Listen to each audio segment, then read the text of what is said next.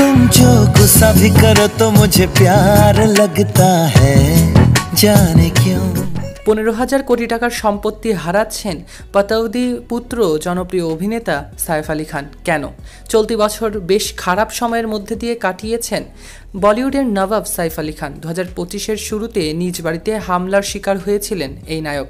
এরই মধ্যে আরও এক বড় ধাক্কা খেল আদালতের পক্ষ থেকে এই জনপ্রিয় অভিনেতা।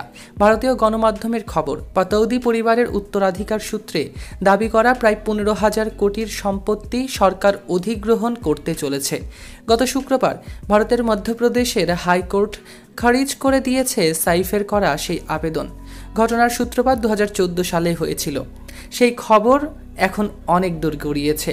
সেই বছর মধ্যপ্রদেশ সরকার ঘোষণা করে ভোপালের শেষ নবাব হামিদুল্লাহ খানের সম্পত্তি এনিমি প্রপার্টি অ্যাক্ট 1968 এর আওতায় শত্রু সম্পত্তি হিসেবে গণ্য হবে। অর্থাৎ এই সম্পত্তিকে বিদেশি সম্পত্তি হিসেবে বিবেচনা করা তা সরকারের অধীনে আনা হবে। কারণ নবাব হামিদুল্লাহ খানের কন্যা আবিদা সুলতান 1950 সালে পাকাপাকিভাবে পাকিস্তানে বসবাস শুরু করেছিলেন। সেই সূত্রেই এই সিদ্ধান্ত নিয়েছে সরকার। এই সিদ্ধান্তের বিরুদ্ধে 2015 সালে মধ্যপ্রদেশ হাইকোর্টে আবেদন করেন জনপ্রিয় অভিনেতা সাইফ আলী খান।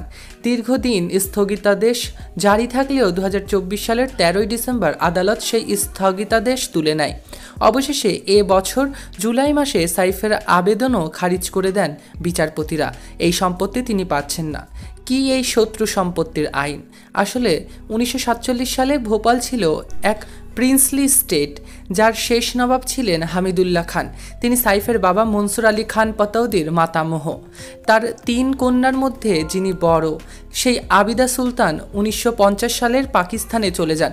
দ্বিতীয় কন্যা সাজিদা সুলতান ভারতেই থেকে যান। বিয়ে করেন সাইফের দাদা ইফতেখার আলী খান পাতাউদিকে। এর ফলে সাইফের দাদা ওই সমস্ত সম্পত্তির আইনগত উত্তরাধিকারী হয়ে যান। 2019 সালে আদালত জানিয়ে দেয় সাজিদা সুলতানা এই সম্পত্তির বৈধ উত্তরসূরি এবং তার নাতি সাইফ আলী খানের সেই সম্পত্তিতে অংশ রয়েছে বিপুল পরিমাণে।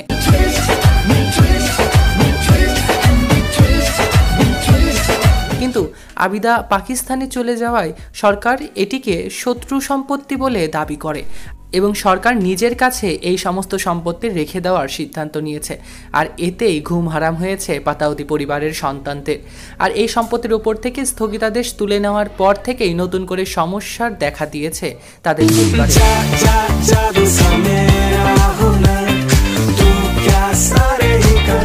তবে দেখা যাক শেষ পর্যন্ত সেই সম্পত্তি সাইফ পায় কিনা। সৈকত আহমেদ নূর, সেলিব্রিটি লাইফলাইন।